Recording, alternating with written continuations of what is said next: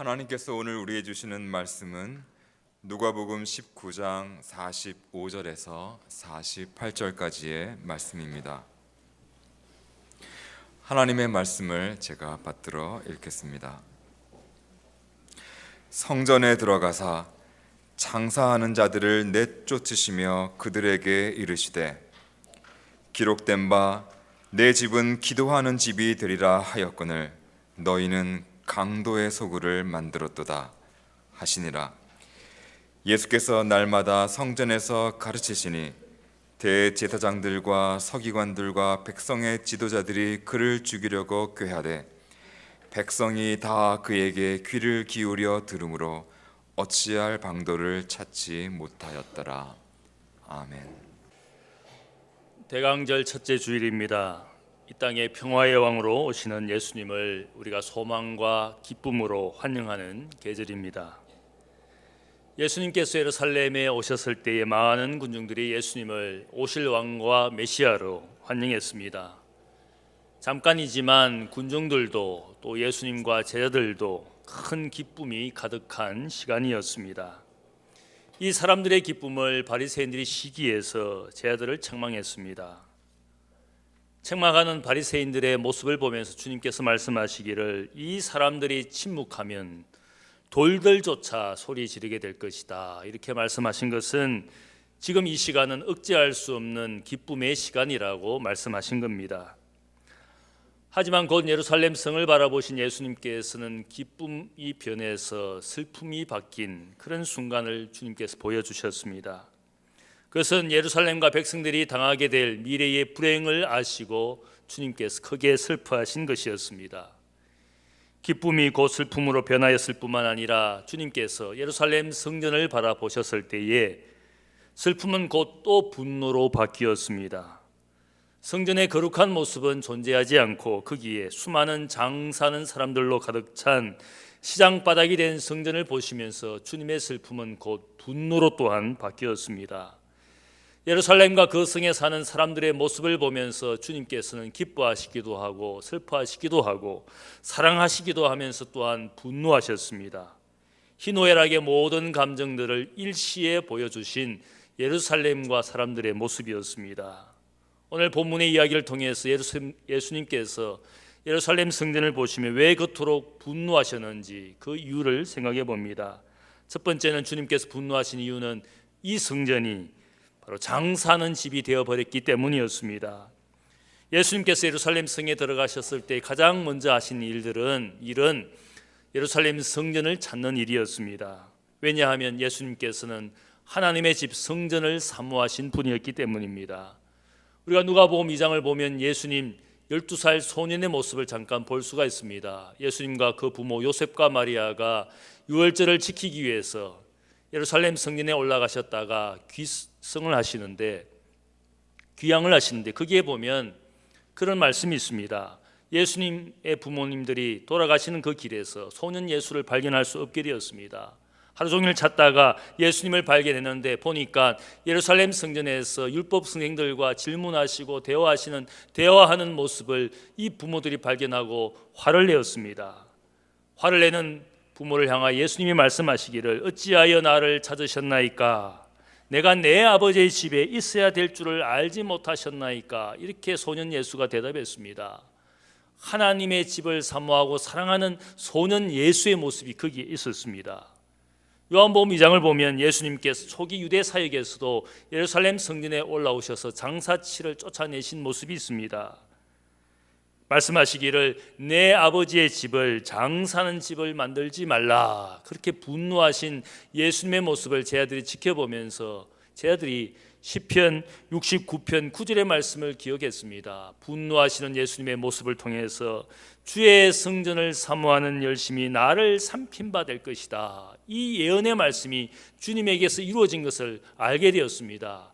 성전을 향한 주님의 사랑과 그 열정이 종교 지도자들의 시기와 질투와 드디어는 미움과 박해를 받은 그 시대였기 때문에 하나님의 전을 사모하는 열심과 열정이 나를 삼키게 될 것이다, 나에게 불행과 고통을 줄 것이다 라는 그 말씀이 주님의 모습을 통하여 이루어졌습니다.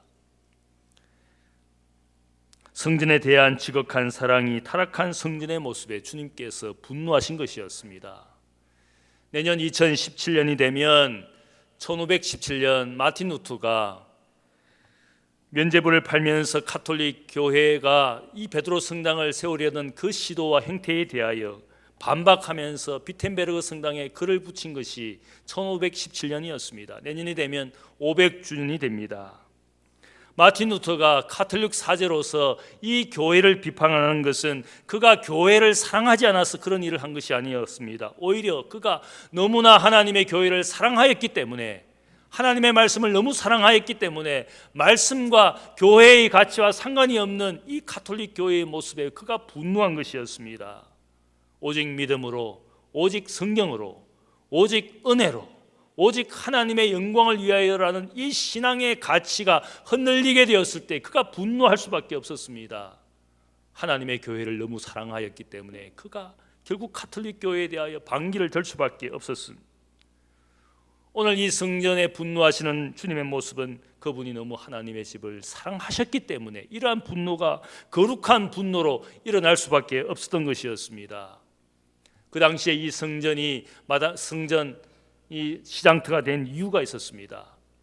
당시에 율법에 따르면 모든 이스라엘 남자들은 1년에 3차례 반드시 예루살렘 성전에 올라가야 했습니다. 유월절을 지키고 또 초실절 특별히 오순절을 지키고 그 다음에 장막절을 지키기 위해서 그들은 제물을 가지고 예루살렘 성전을 찾도록 율법이 규정하였습니다. 또한 당시에 많은 사람들은 반세겔이라는 이 성전세를 반드시 성전의 제사장들에게 바쳐야 될 의무가 있었기 때문에 그들은 적어도 1년에 서너 차례 예루살렘으로 올라올 수밖에 없었습니다. 가축을 제물로 바치기 위해서 그들이 집을 떠나서 먼 여행길을 나서게 됩니다. 그 가축을 몰면서 그 가축을 보호하고 먹이면서 온전한 상태로 제물로 드려지기 위해서 그들이 어렵고 힘든 여정을 떠날 수밖에 없었습니다. 사람들이 점점 더 이 일을 하기가 힘들어지니까 그들은 예루살렘에 올라와서 이 가축을 팔고 있는 시장터에 나와서 제물로 바칠 가축을 구하였습니다. 그래서 절기 때가 되면 예루살렘 온 사방이 시장터가 생기고 많은 장사꾼들의 호객행위가 거기에 존재하였습니다. 절기 때마다 이 시장터에서 많은 상인들이 돈을 버는 그런 시기였습니다. 이것을 지켜보던 대제사장 당시의 가야바와 과거의 대제사장이었던 그의 장인 안나스가 가만히 생각해 보니까 저 시장터를 성전 마당에 만들어주면 우리가 돈을 벌 수가 있겠다. 상인들로부터 자리세를 받고 또 재물을 찾는 많은 사람들이 이곳에 와서 쉽게 재물을 구할 수 있으니까, 또 재물을 적어도 제사장들이 승인해 주어야 되기 때문에 상인들은 결국 제사장들에게 뇌물을 줄 수밖에 없고, 적어도 많은 사람들이 서로 좋을 수밖에 없는 것이 이 성전딸의 시장터를 만들면 다 해결되겠구나, 그런 생각을 하게 되었습니다. 제사장과 결탁이 된 상인들은 폭리를 취하여서 좋았고, 또 제사장들은 그들로부터 뇌물을 챙길 수 있으니까 좋았습니다. 또한 성전세를 내어야 되니까, 유대인의 세길로 내어야 되니까 환전상들이 거기에 있어서 부서를 차려놓고 유대인 동전으로 바꾸어 주니까 쉽게 성전세를 취할 수도 있는 좋은 기회가 되니까 모든 사람들이 좋은 시간이었습니다. 오늘날로 말하면 모든 사람들이 윈윈할 수 있는 것이 성전뜰의 시장마당이었습니다. 마가복음 11장 11절을 보면 예수님께서 예루살렘에 올라오셨을 때에 그날 하루 종일 이 성전의 모양을 주님께서 자세히 지켜보았습니다. 그리고 해가 저물어서 12제자와 함께 다시 베다니의 나사로의 가정으로 가서 거기에서 하루를 쉬시고 다음 날 다시 예루살렘 성전으로 올라오셨습니다. 어제나 오늘이나 변함없는 그 타락한 성전의 모습을 보시고 주님께서 드디어 분노하신 것이었습니다. 이 모습을 보고 있느라면 오늘 만일 예수님께서 오늘 이 땅에 있는 우리 교회를 방문하신다면, 찾아오신다면 그분은 어떤 감정으로 우리를 대하실까 생각을 해보게 됩니다. 우리를 기쁨과 희망으로 바라보실까? 아니면 오늘 이 성전의 타락한 모습에 실망하여 분노하시는 주님의 분노와 슬픔으로 우리를 대하실까 생각을 해보면 아마 후자일 것 같습니다. 사람들이 점점 더 불편한 것을 싫어합니다. 재물이 될 가축을 귀하게 여기고 먹이고 보호해서 땀 흘려 먼 길을 오는 것보다 이 시장 바닥에서 재물을 쉽게 구해가지고 그냥 재물로 대강 형식만 갖춰서 받아들이는 그 쉬운 일을 사람들이 점점 더 택하고 있습니다. 왜 그러한 일들을 하고 있겠습니까? 성전에 대한 진정한 사랑도 열정도 다 식어지기 때문에 형식만 남아있고 하나님을 사랑하고 성전을 사모하는 열심과 열정이 사람들의 마음속에 사라졌기 때문에 쉬운 길을 택하는 것이지 않겠습니까? 오늘 우리의 모습을 보면 어떠합니까? 가깝고 편하고 부담되지 않는 교회를 사람들이 찾습니다. 시설과 교통 환경이 좋고 사람 많이 모이는 교회를 가고 싶어 합니다. 큰 교회를 찾아갑니다. 자신이 드러나지 않고 자신이 일하지 않고 자신이 봉사하지도 않아도 되는 그런 교회를 사람들이 찾아갑니다. 최근에 여러분이 아마 아시다시피 수초동에 좋은 목에 자리 잡은 큰 교회가 있습니다. 수백억 수천억을 들여서 교회를 지었습니다. 그거 짓느라고 사람들로부터 많은 욕을 먹었습니다. 또 목사의 문제로 인해서 교회 내부가 너무너무 시끄러웠습니다. 그럼에도 불구하고 제게 들려오는 소식이 있습니다. 사람들이 늘어나고 있다는 겁니다. 교인들이 그 빈자리를 채우고 있다는 겁니다. 제가 그 동네에서 목회하시는 목사님들의 이야기를 들어보니까 자기 동네 교회 교인들이 다 그쪽으로 지금 가고 있다는 겁니다. 눈에 띄게 자기 교인들의 숫자가 줄어들고 있답니다. 그 이유는 사람들이 쉽고 크고 화려한 교회, 그 교회로 찾아가기 때문에 교회가 엉망진창임에도 불구하고 그 교회를 찾아간다는 겁니다. 이런 현대 교인들의 습성을 알기 때문에 목사들이 교회를 부흥시키기 위해서 생각하는 것이 있습니다. 좋은 교회, 큰 교회, 시설 좋은 교회 잘 지으면 교인들이 몰려올 것이다. 온 전국에서 목사님들이 그렇게 교회를 짓습니다. 그러다가 재정주로 무리를 해서 은행 돈을 빌려서 교회를 잘 지어놨는데 교인이 몇 년이 가도 차지 않습니다. 결국 이자를 갚지 못해서 교회는 건물은 은행으로 넘어가고 드디어는 이단 종파가 그 교회당을 사고 있다는 이야기를 제가 들었습니다. 쉽고 편하게 신앙생활 하려는 교인들의 구색에 맞추어서 교회를 하다가 결국 교회는 백화점이 되고 문화센터가 되고 시장 바닥이 되어가는 모습을 우리가 보지 않습니까? 돈과 재물과 사람은 넘치는데 진정으로 헌신된 그리스도인들을 거기에서 찾아볼 수가 없습니다. 십자가는 걸렸는데 십자가의 돈은 상관이 없는 교인이 되어버렸습니다. 제가 아는 양화진의 어떤 교회는 목사님이 좋아서 많은 교인들이 몇 년 내에 수천 명이 불어났어. 그 양화진에 있던 교회의 원래의 목적은 그 양화진에 있는 외국인 선교사들의 무덤을 잘 관리하고 사람들이 찾아오면 잘 안내하기 위해서 그 교회를 세웠습니다. 그 목사님이 좋고 설교가 좋다 보니까 수천 명이 몰려왔어. 나중에 거기서 봉사하시는 분들과 제가 이야기를 나눈 적이 있습니다. 저 양화진 묘지를 관리하고 안내해주는 이 헌신된 그리스도인이 여기에 많이 있어야 되는데 보니까 안내하고 관리하는 분이 70먹은 80먹은 노인들만 하고 있다는 겁니다. 그렇게 젊은 사람들이 많이 찾아옴에도 불구하고 교통 안내할 사람, 묘지 안내할 사람이 없어서 10여 명도 안 된다는 이야기를 저에게 하는 것을 제가 들었습니다.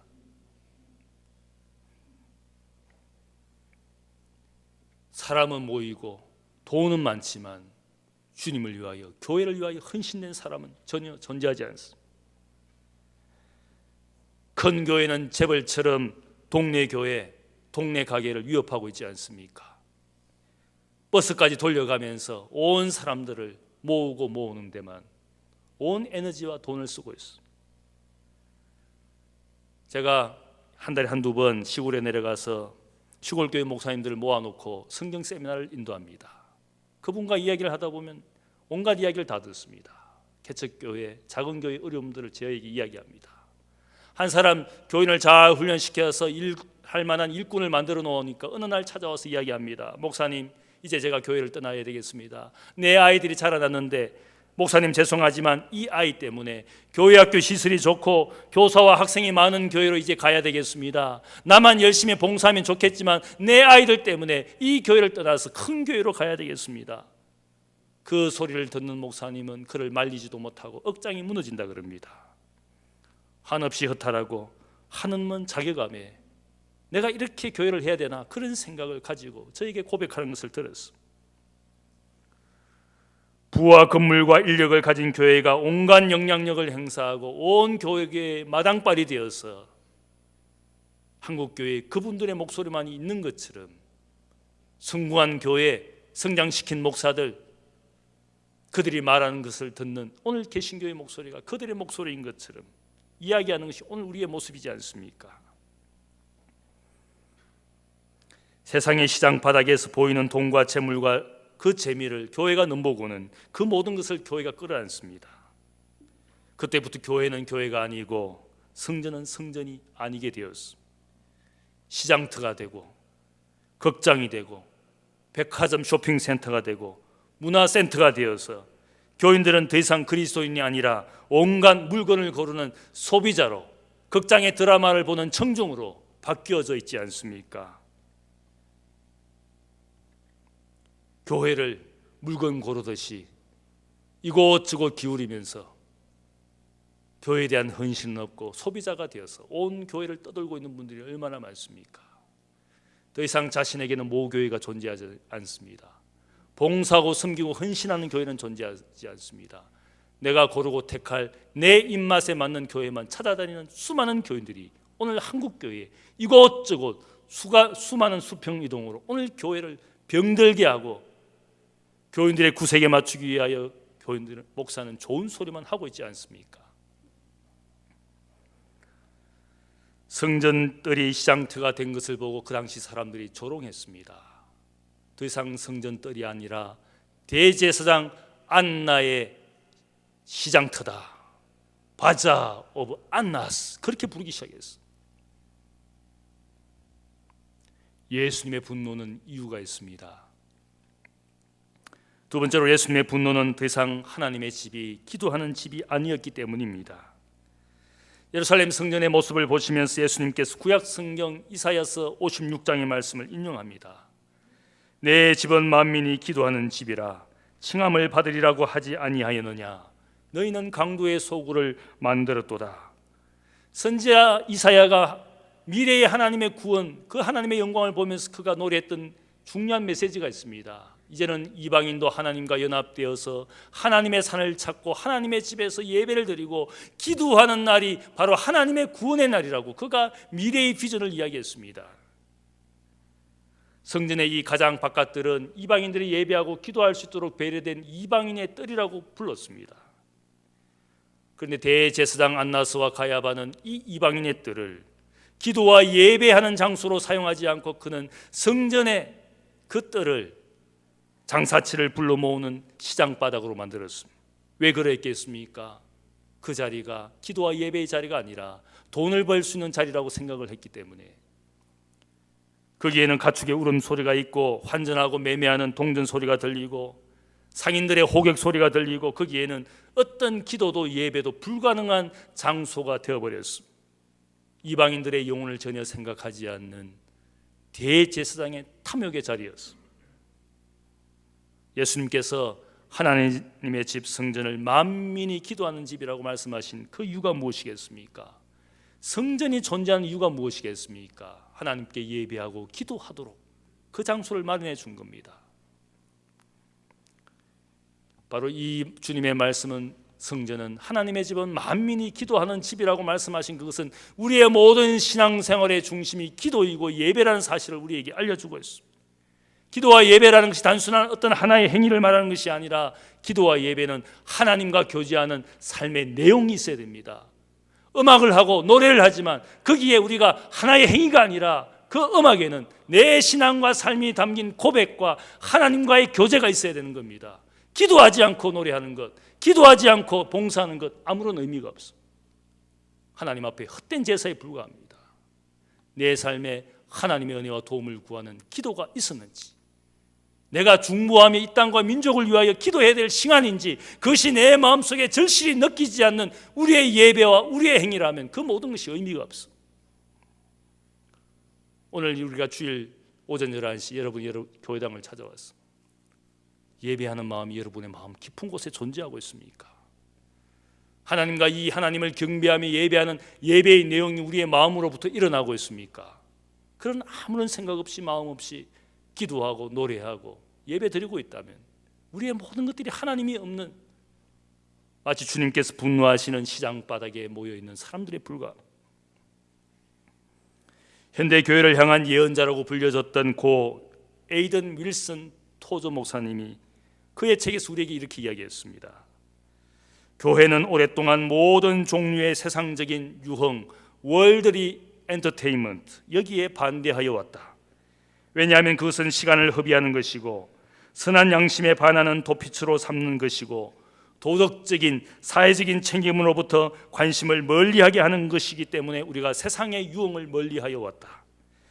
하지만 교회의 저항적인 자세 때문에 세상의 아들들은 교회를 핍박하였다.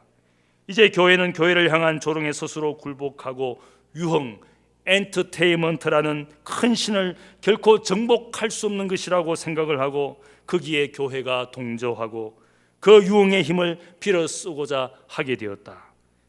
오늘날 우리는 소위 하나님의 자녀들에게 세상적인 유흥을 맛보게 하려고 거룩하지 못한 수많은 일들에 교회가 많은 돈을 투자하는 것을 놀랍게 지켜보고 있다. 종교적인 유흥, 엔터테인먼트는 결국 많은 점에서 하나님의 영적인 일들을 어둡게 하고 있다.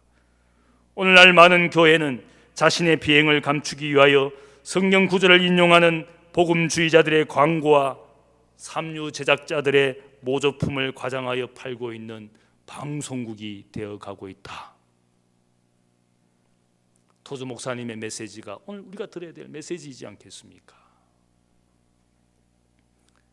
오늘 세상이 어떻습니까? 온 방송 엔터테인먼트입니다. 예능 프로그램에 사람이 미쳐가고 있습니다. 아이들이 환호하고 있습니다. 연예인들끼리 모여가지고 잡담하는 이야기에 사람들이 좋아가지고 입을 벌리고, 거기에 물론 재미있는 이야기는 있겠지만 인생이 들어야 되고 본받아야 될 이야기가 별로 없습니다.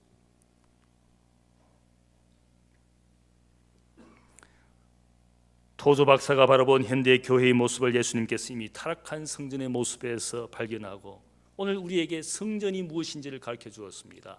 내 집은 만민이 기도하는 집이라. 더 이상도 더 이하도 아니고 예배와 기도의 집이라는 사실을 우리에게 이야기했습니다. 기도가 왜 중요합니까? 예수님의 삶의 근본이었습니다. 새벽 매명에 찾아 기도하시고 한적한 곳에 찾아가서 기도하시고 산에 올라가 기도하시고 겟세마네 동산에서 마지막 죽음을 앞에 두고도 마지막 그분이 하신 일은 기도였습니다. 십자가상에서 죽음의 고통 가운데서도 그분이 하신 것은 기도였습니다. 세상의 불행, 귀신 들린 아이의 불행 앞에 기도 외에는 방법이 없는 것이다. 기도가 그분의 모든 삶의 근본이었어요. 교회의 탄생도 성령의 역사도 복음 전도의 모든 역사에도 기도가 근본이었어요. 기도하지 않는 교인들이 얼마나 많습니까? 우리는 기도 없는 시장바닥이 되어간다는 사실을 우리가 알아야 되는 거예요. 셋째로 주님의 분노는 이 하나님의 집이 강도의 소굴이 되었기 때문입니다. 이방인의 뜰을 기도할 수 없는 시장도로 만들어 놓고 제사장들은 돈과 권력을 부풀리는, 그래서 예수님께서 그들을 향하여 말씀하시기를 너희가 이 성전을 강도의 소굴로 만들었다, 그렇게 말씀하신 이유가 있습니다. 소굴이라는 말의 의미가 무엇입니까? 거기는 도적과 강도들의 거주지입니다. 물건을 약탈하고 나서 다시 거기로 숨어서 지내는 도피처입니다. 자신이 훔치고 약탈한 것을 가지고 자기 위로 자기 만족, 자기 기쁨을 누리는 그런 피난처가 도적의 소굴입니다. 예수님께서 선지자 예레미야의 말씀을 인용하신 이유는 이 예레미야가 유다 왕국 말기에 예언을 했던 그런 선지자였습니다. 그 당시에 많은 제사장들과 선지자들이 존재했지만 그들이 말한 것은 끊임없는 위로와 축복이었습니다. 아무리 나쁜 짓을 하더라도 괜찮아, 우리는 아무 문제 없어, 하나님이 우리에게 복을 주시는 것이야, 세상에서 가게에서 일터에서 사람들과의 관계에서 어떤 짓을 해도 괜찮아, 성전만 잘 섬기면 돼, 하나님이 우리에게 복을 주실 거야, 믿기만 하면 복을 받아. 그런 위로와 그런 축복을 했던 수많은 거짓 선지자들과 제사장들이 있던 그런 시대에 예레미야가 그들에게 전한 메시지가 있습니다. 예레미야 7장을 보면 너희는 이것이 여호와의 성전이라, 여호와의 성전이라, 여호와의 성전이라 하는 거짓말을 믿지 말라. 보라, 너희가 무익한 거짓말을 의존하는도다. 너희가 도적질하며 살인하며 간음하며 거짓 맹세하며 바알에게 분향하며 너희가 알지 못하는 다른 신들을 따르면서 내 이름으로 일컫는 이 집에 들어와서 내 앞에 서서 말하기를 우리는 구원을 받았나이다. 이렇게 말하느냐? 이 모든 가증한 일을 행하려 하는 너희, 내 이름으로 일컬음을 받는 이 집이 너희 눈에는 도적의 소굴로 보이느냐? 보라, 나 곧 여호와가 이 모든 일을 보았노라. 오늘 한국 교회가 어쩌면 강도의 소굴이 되어가고 있지 않겠습니까? 시장터가 되고 강도의 소굴이 된 성전의 불행한 미래를 보시고 주님께서 눈물 흘리셨어. 말씀하시기를 돌 하나 돌 위에 남지 아니하고 다 무너지게 될 것이다. 하나님의 이름을 숨기기 위하여 세워진 성전도 주님께서 용서하시지 않았습니다. 아무리 멋지고 화려한 성전, 아무리 수백 년 수십 년 걸려서 지어진 좋은 성당, 무슨 의미가 있습니까? 예배 드리는 사람이 없습니다. 기도하는 사람이 없습니다. 관광객의 명소만 되은 오늘 저것이 서구의 성당이고 교회당이지 않습니까? 오늘 교회가 부흥한다고 해서 사람이 많다고 해서 멋지고 큰 건물 수십억 수백억 들여서 잘 지어 놓았을지는 모르지만 제가 예언합니다. 50년 내에 거기에 사람이 없게 될 겁니다. 50년 내에 그 교회당 운영하기 힘들어질 겁니다. 성전을 의지하며 자기 위로 자기 구원, 자기 만족으로 삼던 예루살렘 그 백성의 죄악에 주님께서 분노하셨습니다. 오늘 이 말씀을 보면 이런 분노로 끝난 것이 아니었습니다. 그 말씀에 이어지는 말씀은 예수님께서 이 성전이 무너지리라고 말씀하시지만 그분이 그 성전 앞에서 날마다 백성들을 가르치시는 모습이 나옵니다. 이것은 우리에게 희망을 던져주시는 말씀입니다. 인생 혹은 인생이 만드는 교회당 혹은 성전은 다 무너지더라도 주님께서 우리에게 보여주신 것이 있습니다. 하나님의 말씀은 영원하다. 그 말씀을 성전 앞에서 날마다 그 백성들에게 가르치시고 그 말씀을 백성들이 주의하여 들었다라는 이 모습이 무엇을 말합니까? 성전은 무너지더라도 하나님의 말씀은 영원하고 그 말씀으로 인생이 바뀐 사람들이 하나님께 희망이 되고 있음을 말씀하고 있습니다. 무엇이 한국교회의 희망입니까? 교회당이 아닙니다. 우리가 하는 프로그램이 아닙니다. 하나님의 말씀만이 희망이고 그 말씀에 자신의 인생을 맡기는 사람이 세상의 희망이 되지 않겠습니까? 사람은 우리에게 절망을 주면 또한 사람은 우리에게 희망을 주는 것은 사람을 바꾸시는 하나님의 역사, 말씀의 역사가 지금도 있기 때문에 우리가 그 사실을 믿는 겁니다. 사도 바울이 우리에게 권면하는 것이 있습니다. 이제는 성전은 없지만 너희가 하나님의 성령을 모신 하나님의 전이다. 너희 몸으로 하나님께 영광을 돌려라. 우리가 하나님의 영을 모신 성전이라고 말하고 있습니다. 물리적이고 육체적인 성전이 중요한 것이 아니라 하나님의 말씀을 따라 순종하며 성령을 모신 우리가 하나님의 전이니까 하나님의 전된 우리가 세상의 희망으로 하나님께 영광이 되는 삶을 살라. 그렇게 우리에게 권면했어. 오늘 이 자리가 예배하는 자리입니까? 기도하는 자리입니까? 아니면 예배와 기도와 찬양 행위만 있는 자리입니까? 하나님의 성령을 우리의 삶에 모시고 진정한 기도와 예배의 삶을 우리의 삶 속에서 우리의 교회 공동체의 삶에서 회복해서 하나님의 기쁨이 되는 세상의 소망이 되시는 여러분들이 되시기를 주님의 이름으로 축복합니다. 기도하겠습니다. 사랑의 아버지 하나님, 성전을 향하여 분노하신 주님, 성전이 시장 바닥이 되고 장사하는 집이 되고 강도의 소굴이 된 것을 마음 아프며 또 분노하시며 그 성전의 멸망을 예언하신 주님의 목소리와 메시지를 우리가 가슴 깊이 새깁니다. 하나님 아버지, 오늘 우리 사회와 우리 교회가 어디로 가고 있습니까? 하나님, 영원한 말씀을 듣기를 싫어하는 수많은 소비자와 같이 이곳저곳을 떠도는 수많은 사람들, 헌신과 희생은 없고 오직 하나님 모양만 있고 외식만 있는 우리의 모습을 하나님 앞에 회개합니다. 사람은 많지만 하나님 앞에 헌신되고 주님을 위하여 헌신된 그리스도인을 찾아보기 힘든 시대입니다. 주여, 우리의 삶을 우리의 모양을 용서하여 주옵소서. 하나님 아버지, 우리가 이 교회를 강도의 소굴로 만들고 있지 않습니까? 하나님의 교회라고 스스로 자기 위로와 자기 만족으로 살고 있지 않습니까? 하나님 아버지, 우리의 죄를 용서하여 주옵소서. 우리가 세상의 희망 되기를 원합니다. 우리 스스로 세상의 희망이 될 수 없는 죄인임을 고백합니다. 하나님의 영원한 말씀 우리의 인생을 바꾸어 주시고 그 말씀에 순종하여 세상을 바꾸고 세상에 선한 영향력을 끼치는 하나님의 백성, 주의 제자가 되게 하여 주옵소서. 희생과 섬김으로 사랑의 수고자로서 이 땅을 잘 섬겨서 세상에 희망과 평화를 만들어내는 하나님의 사람들이 되게 하여 주시옵소서. 우리 교회가 그런 교회 되기를 원합니다. 요새 모이는 하나님의 사람들이 헌신과 희생과 섬김을 세상에 보여주는 아름다운 그리스도인 되기를 원합니다. 말씀으로 바꾸어 주옵소서. 성령의 사람이 되게 하옵소서. 기도의 사람이 되게 하여 주옵소서. 감사하며 예수님의 이름으로 기도하옵나이다. 아멘.